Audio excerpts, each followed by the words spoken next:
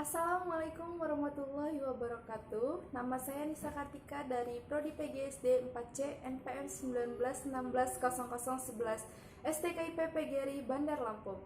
Baik, di sini saya akan memaparkan materi tentang multimedia pembelajaran. Ada 3 bab yang akan saya bahas di sini. Yang pertama ada media pembelajaran, yang kedua ada konsep dasar media pembelajaran, yang ketiga ada cara perkembangan multimedia.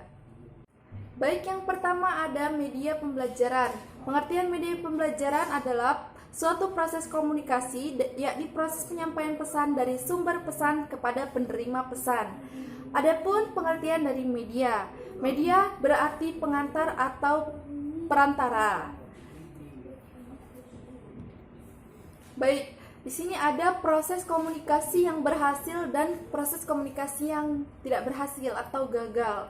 Baik, saya akan menjelaskan. Yang pertama ada proses komunikasi yang berhasil. Seperti apa sih contoh proses komunikasi yang berhasil itu? Contohnya seperti dalam suatu ruangan, dalam suatu proses belajar mengajar antara guru dan siswa, itu ketika guru memberikan materi yang disampaikan kepada seorang siswa, maka siswa tersebut memahami isi materi yang apa yang diberikan oleh guru tersebut, maka itu disebut proses komunikasi yang berhasil. Namun, ketika ada seorang siswa yang tidak mengerti atau belum mengerti apa yang disampaikan oleh guru tersebut, atau dikarenakan memang kurang komunikasinya kurang, atau keterbatasan daya ingat, atau cacat dan lain sebagainya, maka siswa tersebut kurang memahami seperti itu apa yang disampaikan oleh gurunya, maka itu yang disebut dengan proses komunikasi yang gagal. Kemudian di sini ada manfaat dan fungsi media. Nah, di dalam buku ini terdapat 6 manfaat dan fungsi media.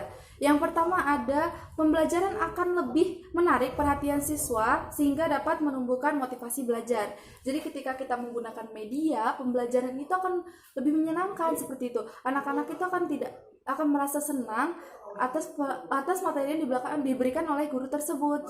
Jadi tidak akan merasa bosan gitu kan dalam suatu kelas itu, maka akan timbul suasana yang seru seperti itu ketika kita menggunakan media. Apapun medianya, anak itu akan merasa wah, menyenangkan seperti itu. Namun ketika kita tidak menggunakan media, anak itu ketika berangkat ke sekolah mereka akan merasa jenuh, merasakan seperti besok ke sekolah seperti ini lagi, menulis lagi, mengerjakan tugas lagi, seperti itu jika tidak diiringi dengan media itu sendiri.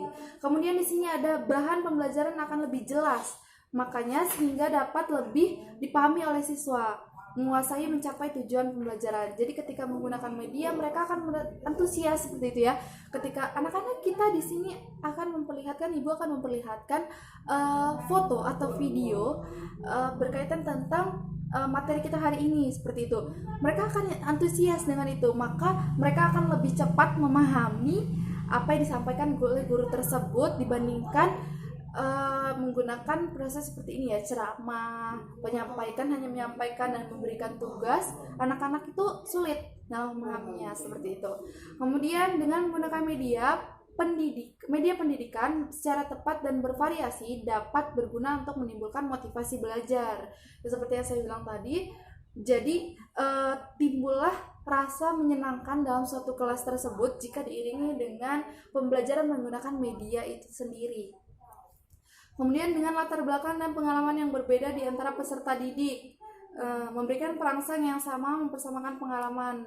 Nah, ketika kita menggunakan media, seperti contohnya dalam pembelajaran gempa bumi seperti itu, kita menggunakan media, apa yang pernah mereka rasakan, mungkin salah satu dari mereka pernah merasakan apa rasanya gempa bumi dengan apa yang kita tunjukkan kepada mereka, mungkin mereka akan merasakan persamaan seperti itu.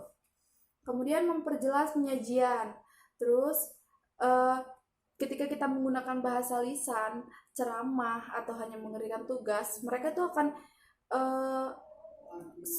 seperti apa ya, susah untuk mendapatkan masukan-masukan seperti itu, kurang memahami seperti itu. Namun kita menggunakan media, kita tunjukkan, oh seperti ini loh gambarnya, oh seperti ini bentuknya, mereka akan merasa lebih jelas seperti itu.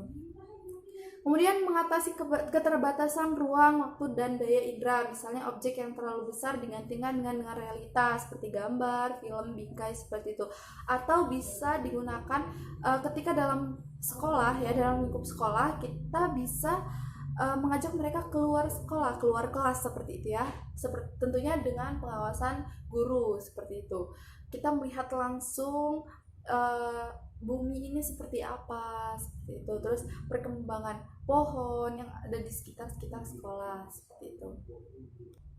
Kemudian yang ketiga ada jenis dan klasifikasi media. Di sini ada pengalaman langsung atau the real life experience, atau mereka itu seperti yang saya bilangkan tadi, terjun langsung ke lapangan seperti itu. Mereka melihat langsung apa yang terjadi pada sekitaran mereka seperti itu. Ketika terjadi gempa bumi, apa yang harus mereka lakukan seperti itu, berlindung di mana, itu harus dipraktekkan. Itu yang dinamakan dengan pengalaman langsung, atau menceritakan apa yang pernah mereka rasakan seperti itu, dan mempraktekannya langsung seperti itu. Kemudian ada pengalaman tiruan atau the substitute of the real experience. Itu seperti benda yang berwujud model tiruan atau rekaman, seperti kita menayangkan sebuah slide atau video dan mereka tuh melihat gitu bagaimana proses terjadinya gempa bumi, proses terjadinya pertumbuhan pohon atau apa lain sebagainya seperti itu. Kemudian pengalaman dari kata-kata, words only, jadi hanya dari cerita, dongeng atau video, atau hanya sebatas tanpa merasakannya seperti itu. Dan yang terakhir ada peranan media. Media itu menyenangkan, selain hanya untuk memberikan pemahaman kepada mereka, di samping itu juga media itu menyenangkan dan memenuhi kebutuhan individu siswa, karena setiap siswa itu kan berbeda-beda ya. Jadi mereka itu dari peranan media ini, jadi mereka itu mempunyai kita tuh dapat mengetahui apakah mereka itu aktif atau pasif seperti itu. Dari media itu kita sebagai guru mengetahui ketika kita menyampaikan sesuatu dengan menggunakan media, maka mereka akan lebih antusias atau tidak seperti itu kan. Kita sebelumnya mereka tidak pernah merasakan belajar menggunakan media, namun ketika kita memberikan kepada mereka belajar menggunakan media atau memperlihatkan sebuah foto atau video, mereka akan lebih ingin mencari tahu gitu, ingin bertanya-tanya apa itu, dan mereka akan lebih tertarik dengan apa yang kita sampaikan, akan lebih memperhatikan kita gitu. Dan kemudian di situ kita akan melihat tersebut pasif atau aktif seperti itu ya. Karena kan anak-anak itu kan berbeda kemampuannya, ada yang menggunakan lisan atau hanya kita sampaikan saja dengan ceramah atau buku ditulis di papan tulis, itu mereka sudah paham. Ada juga yang memang kurang memahami itu. Jadi baik, kemudian ada konsep dasar multimedia pembelajaran. Pengertian multimedia pembelajaran yaitu sebagai ragam media yang digunakan untuk penyajian materi pembelajaran, misalnya menggunakan wall card atau grafik yang dibuat dengan kertas karton yang ditempelkan ke dinding. Biasanya tuh di sekolah-sekolah itu seperti mading, seperti ya, untuk menyampaikan informasi berupa tertulis, grafik seperti itu. Baiklah, kita masuk ke bab yang terakhir, yaitu cara pengembangan multimedia. Di sini ada proses pembelajaran berbantu multimedia. Menggunakan multimedia dalam sistem belajar dan mengajar dapat memungkinkan peserta didik untuk berpikir kritis. Jadi membuat peserta didik itu lebih mendalam dalam memahami materi atau pembelajaran yang diberikan oleh guru seperti itu. Multimedia perlahan-lahan telah menjadi salah satu cara bagi peserta didik untuk menggambarkan pengetahuan yang akan atau yang diperoleh di kelas. Jadi sedikit demi sedikit mereka akan membuat bayangan atau membuat pengetahuan mereka itu lebih berkembang secara luas seperti itu. Ketika mereka menggunakan media, mereka akan lebih mengetahui dan lebih memahami apa yang sebenarnya dijelaskan gitu.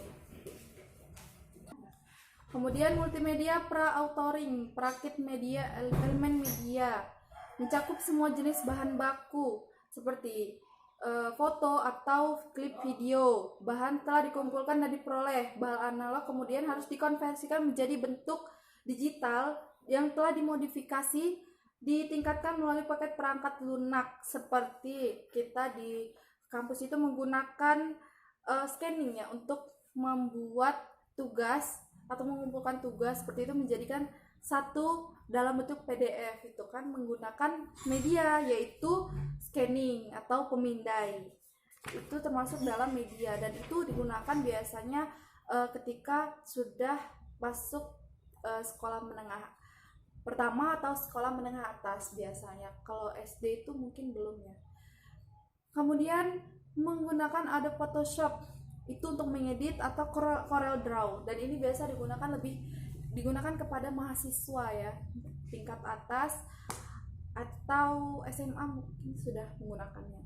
Kemudian ada menggunakan media authoring, Macromedia Director atau PC, menggunakan software Macromedia Director. Ini biasanya digunakan pada mahasiswa juga seperti itu. Kemudian ada perkembangan software. Ini kita sudah merangkup ke dalam multimedia yang lebih luas seperti itu. Caranya itu seperti apa gitu kan.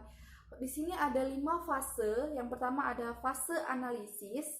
Itu seperti menganalisis software dengan melibatkan tujuan pembelajaran, pelajar, pendidik, dan lingkungan. Digunakan dengan kerjasama di antara pendidik dengan perkembangan software dalam meliputi kurikulum berdasarkan tujuan yang ingin dicapai. Seperti itu kita bisa menggunakan media analisis ya, menggunakan software seperti itu. Kemudian ada desain, untuk mendesain atau membentuk suatu rancangan seperti itu. Unsur-unsur software dikembangkan berdasarkan suatu model pembelajaran. ID misalnya, introduction design. Kemudian ada fase perkembangan. Fase ini berdasarkan model ID yang telah disediakan dengan tujuan merealisasikan sebuah prototip software pembelajaran. Kemudian ada fase implementasi, menguji unit-unit yang telah dikembangkan, proses pembelajaran, yang juga prototip yang telah siap. Setelah didesain, dikembangkan, kemudian diimplementasi itu. Kemudian yang terakhir ada penilaian. Setelah diimplementasi, bahan tersebut melewati fase penilaian. Seperti itu. Baik, mungkin itu saja yang dapat saya sampaikan. Lebih dan kurangnya saya mohon maaf. Saya akhiri, wabillahi taufiq wal hidayah. Wassalamualaikum warahmatullahi